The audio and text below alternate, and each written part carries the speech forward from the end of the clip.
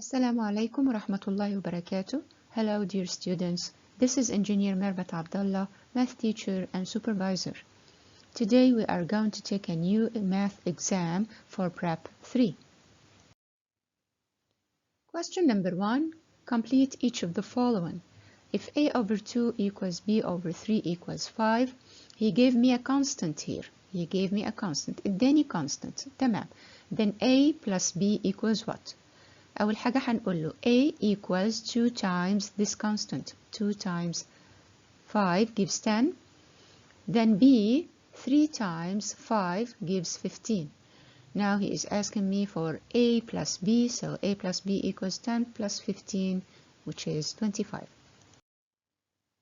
Question 2, the range of the values 2, 9, 6, 16, and 8. طالما قال لي range, so it is the maximum value minus the minimum value. So 16 minus 2 gives 14. Question 3, if 4, 6, and x are in proportion, then find x. أول حاجة هنحط ال proportion بتاعتنا. So 4 over 6 equals 6 over x. هنعمل scissors أو cross multiplication. So 4x equals 36 أهي. 4x equals 36. Then divide by 4 both the sides. Then x equals 9. Question 4. If the number of elements of set x is 3 and the number of elements in x times y is 6, find the number of elements in set y. هنحط الرول الأول. Number of elements of x times number of elements of y equal the number of elements of x times y. خلينا substitute. Number of elements of x is 3, it is a given, times the number of elements of y equals the number of elements, which is 6. Now divide by 3, so the number of elements of y is 2. Question 5. The positive square root of the average of squares of deviations of values from their mean is called. ايه هو الشيب ده أو what is this rule؟ الرول دي اللي كنا بنقول عليها sigma equals root the sum of x minus x bar all power 2 over n. What is this rule called? Standard deviation. Question 6. If a over root 3 minus root 2 equals b over root 3 plus root 2 equals a constant which is 1. على طول احنا خدناها, so to find a I will multiply this denominator times 1, so a is root 3 minus root 2. بنفس الطريقة b is root 3 plus root 2 times 1, so b equals root 3 plus root 2. He wants me to find a times b, so I will multiply these two quantities times each other. طبعا ده واضح أوي إنه difference between two squares. بعملها ازاي؟ بقول الأولاني the first item squared minus the second item squares. So root 3 squared يديني 3, root 2 squared يديني 2, 3 minus 2 is 1. This is the final answer. Question 2, choose.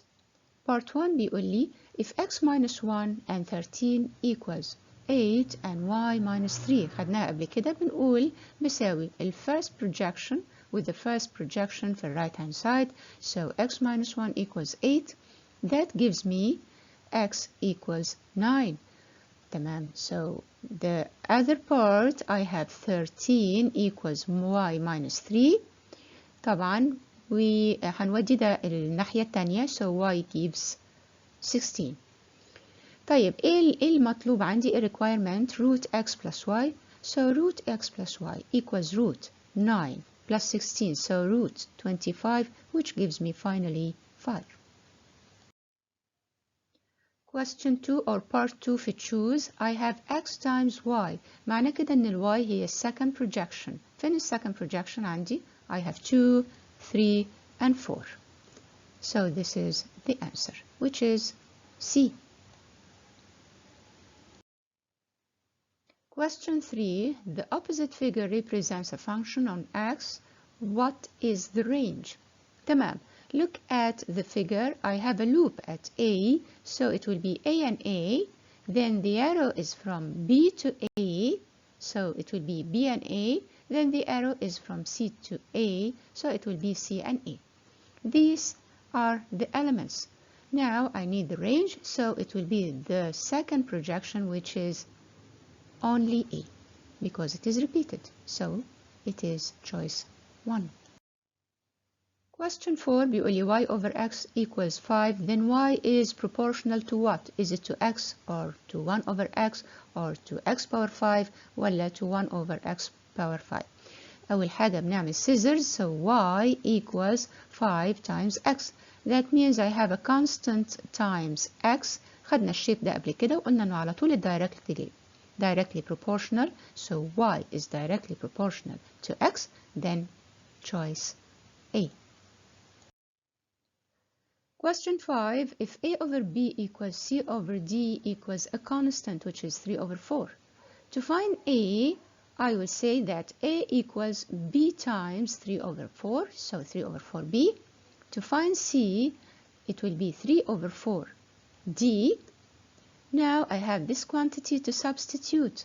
I will substitute. Instead of A, I will put this quantity. Instead of C, I will put this quantity. Let's go. So, instead of A, I put 3 over 4B. Instead of C, I put 3 over 4D. A common factor will be taken. So, 3 over 4 times B plus D. Now I cancel this part with that part.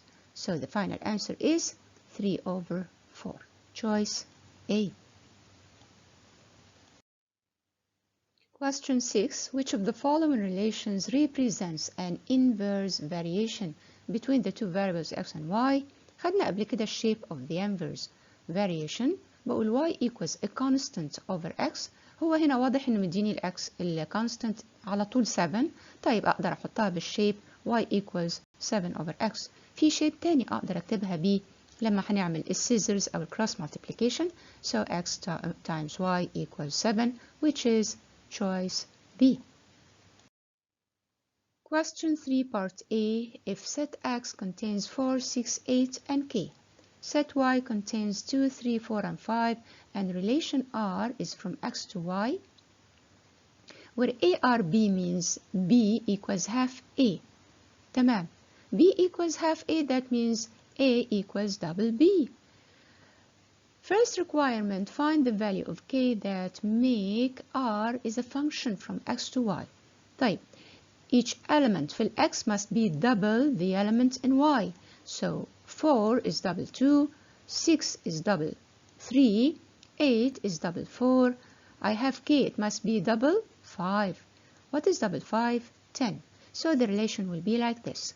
4 and 2, 6 and 3, 8 and 4, 10 and 5. So k equals 10.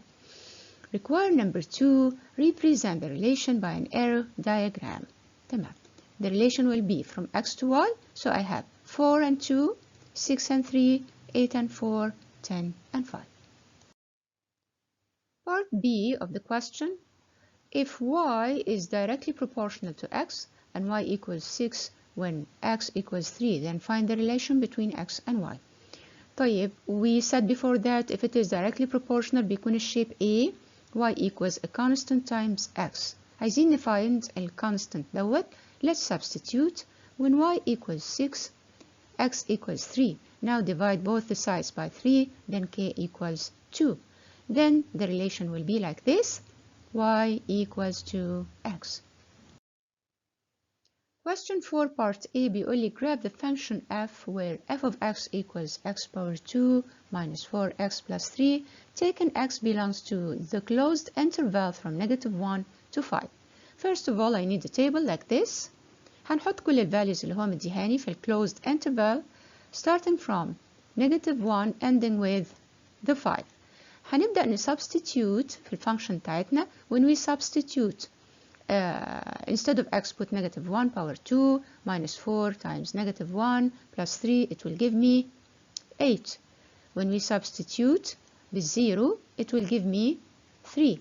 اللي بعديها 1 and 0, 2 and -1, 3 and 0, 4 and 3, 5 and 8. خلاص كده. You can use your calculator by the way. نرسم الجراف بتاعنا. تمام. بعد كده بيقول لي find the maximum or minimum value of x. عندنا رول بتقول لي ايه عشان اجيب الماكسيمم or minimum. اعرف منين انها maximum ولا minimum؟ According to the sign of x power 2 it is positive, so the graph will be upwards زي ما احنا شايفين في الفيجر. So this point will be the minimum value of the function. So it is a minimum. تمام. How to find this value؟ هنخش على الرول بتاعتنا اللي بتقول لي x equals negative b over 2a. ون substitute. أنا عندي ال b is the coefficient of x وعندي ال a is the coefficient of x power 2. ن substitute بالكلام ده هيديني ال x coordinate of this point, the minimum value of this graph is 2. When we substitute كمان مرة في الجراف اللي هنا أو هنبص في الجدول في التيبل بتاعنا ال x at x equals 2 the y equals negative 1. يبقى عندنا الطريقتين، يا إما هسبستيتيوت يا إما هبص على التيبل طالما إن أنا عملتها قبل كده. So this point is 2 and negative 1. So we found now the minimum value. اللي بعده بيقول لي the equation of the axis of symmetry. على طول بقول له x equals 2 البارت اللي هنا x equals 2. Question B بيقول لي if B is the middle proportional between A and C. نحط الريشيو. So A over B equals B over C. I can write it برضو بالشيب B power 2 equals AC لأني عملت cross multiplication. طيب هنشوف ال left hand side. أحاول أشتغل عليه عشان أوصل منه لل right hand side. نستارت بال left hand side. I have A power 2 plus B power 2 over B power 2 plus C power 2. أكيد هنشيل البارت ده ونسبستيتيوت وحط بداله AC وهشيل البارت ده كمان وحط بداله AC. بقى عندي النوميريتور عبارة عن A power 2 plus AC over denominator AC plus C power 2. في عندي ال A بتتكرر it is repeated. I will take it as a common factor. So النوميريتور بقى A times A plus C والدينومينيتور عندي C بتتكرر so هاخدها common factor. So C times A plus C. Cancel this bracket with that one. So the final answer is A over C. خلينا نشوف كده هل يا ترى هو ال right hand side؟ تمام. So it is proved. Question 5a. If A over 2 equals B over 5 equals 2A plus B over 3x, find the value of x. هنحط ال ratios ونحط ال constant زي ما احنا متعودين. To find A, it will be 2 times m, so 2m. To find B, it will be 5 times m, 5m. وكمان ال ratio اللي هنا هنسويها بالm هي كمان ونشتغل scissors. So 2a plus b equals 3xm. Substitute. Instead of a I will put 2m. Instead of b I will put 5m. So 2 times 2m plus 5m equals 3xm. I will take 4m plus 5m equals 9m. Will right hand side 3xm. And cancel m with m and we'll divide both the sides by 3. Then it will give me x equals 3. آخر question معانا calculate the mean of the values 2, 3, 6, 8 and 11 then deduce their standard deviation. أول حاجة بنجيب ال x bar equals the sum of values of x over the number of values. So 2 plus 3 plus 6 plus 8 plus 11 over 5 which will give me 6. Now it's time to put the table. هنحط ال values في البار الأولاني. So 2, 3, 6, 8, 11. Then هنخش على اللاين اللي بعده البار اللي بعده ونسبستيتيوت. So 2 minus ال x bar 2 minus 6 equals negative 4 squared يديني 16. اللاين اللي بعده 3 minus 6 equals negative 3 squared equals 9. 6 minus 6 0 squared 0. 8 minus 6 2 squared 4. 11 minus 6 squared يديني 25. So the total is 54. ندخل على الرول بتاعتنا sigma equals root sum over n. الكلام ده هيديني sigma equals root 54 over 5 which will give me 3.2. ده كان آخر question معانا في الإكزام. I hope إن الإكزام يكون اتحل معك بطريقة بسيطة وتكون فهمته كويس قوي. أتمنى أشوفك في فيديو قادم إن شاء الله. إذا عجبك الفيديو I hope you to subscribe, share and like. See you soon إن شاء الله. والسلام عليكم ورحمة الله وبركاته.